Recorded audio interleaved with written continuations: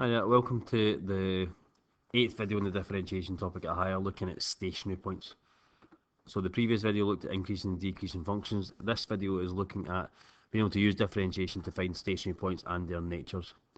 So to do this, we want to be able to differentiate the expression and set it equal to 0, solve that resultant equation and find the x coordinates to stationary points, find the y coordinates by subbing into the original equation, and then using a nature table to find the natures of the stationary points. So I'm just going to do one example, but a stationary point, as we kind of touched on briefly in the previous video, is where a point on the graph where the gradient is equal to 0, or the gradient and the tangent is equal to 0. Now we have 4 different types of stationary points. We have our maximum turning point, where the curve is increasing, has got a positive gradient as it approaches the stationary point, is 0 at the stationary point, and then it's negative or decreasing. It's got a negative gradient or is decreasing as you leave. Okay, and you'll have all met this in National 5. Okay, minimum turning point and opposite way around, decreasing, a 0 gradient, and then positive. And these two new ones, rising and falling points of inflection, where it's increasing, 0, and then increasing, and decreasing, 0, and then decreasing. Okay, so to find these stationary points, what we're looking for is points where the gradient is equal to 0, so where the differential is equal to 0. Now, if we want to know what nature they are, what one of these 4 options, it's all about what's happening before and what's happening afterwards. So we're going to use a nature table, or something called a nature table, to find that. Okay, so I'm just going to do one example with you guys. Okay, and that's finding the stationary points in the curve y equals a third x cubed plus half x squared minus 6x plus 8, and determine their nature. Okay, so I'm doing it in 2 parts. Firstly, finding the stationary points and then determining their nature. So, stationary points occur when dy by dx is equal to 0. So I'm going to differentiate and set it to 0. dy by dx, 3 times a third is just a whole, so that'll turn into x squared. 2 times a half is also a whole, or 1, so that's just going to turn into x. And then 6x becomes 6, and the 8 disappears. And that has to be equal to 0. Now I'm looking for those x values. That's just an equation that needs to be factorised. So to factorise it, it's going to be x plus 3, x minus 2, which means my stationary points occur when x is negative 3 and x is 2. So that's the x values. I need to get my y values now. And that's something that comes from the original equation all the time. Remember, your original equations always connect x's to y's. So if you know your x's, it calculates your y's, and vice versa if need be. So when x is minus 3, I'm just going to do this in 2 halves here. When x is minus 3, y is equal to a third times minus 3 cubed plus half times minus 3 squared minus 6 times minus 3 plus 8. Okay, so that's minus 3 cubed is minus 27, times a third is minus 9, minus 3 squared is 9, times a half is plus 9 over 2, minus 6 times minus 3 is positive 18, plus 8.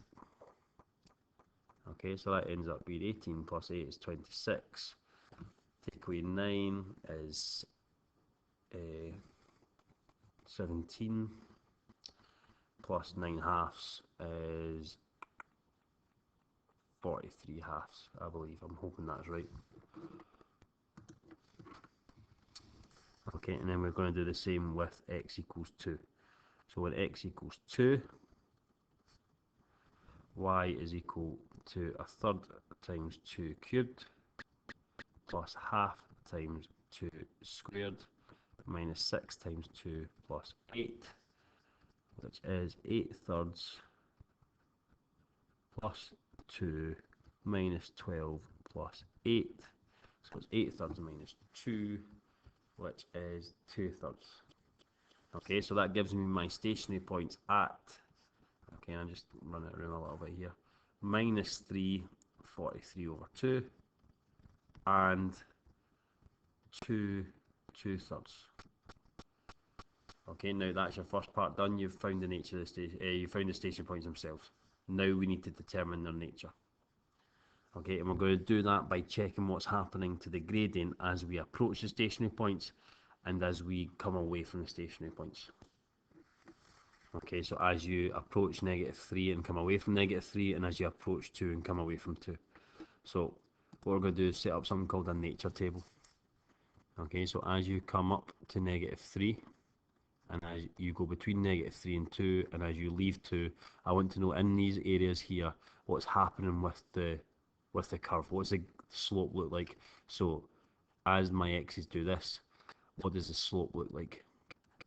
Okay, and we do that by looking at the gradient. Okay, leading up to -3, you want to be as close as possible. Let's use -4. Okay, you could use a decimal, so -4 should be fine. Between -3 and 2, let's use 0, and after 2, let's use 3. Okay, and we want to know what dy by dx is. Okay, so going back to the previous slide, sorry, too far, it's dy by dx is x squared plus x minus 6. Okay, so let's take just a wee note of that up here just now, save us going back and forth. Dy by dx is x squared plus x plus 6.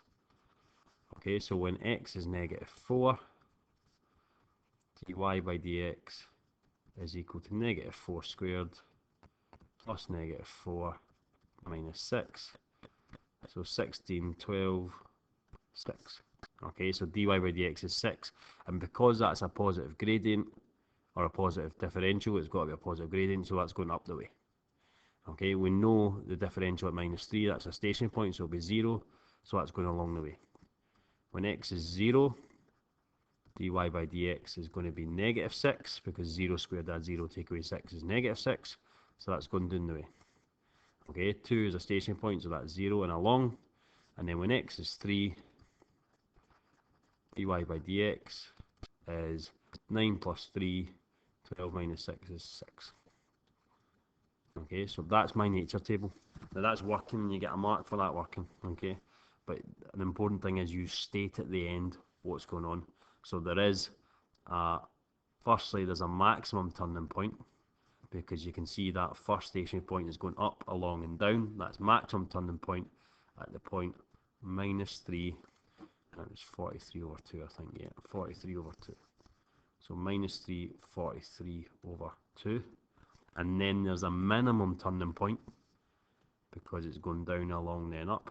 A minimum turning point at 2. Is that 2/3? Yeah, 2/3. 2/3.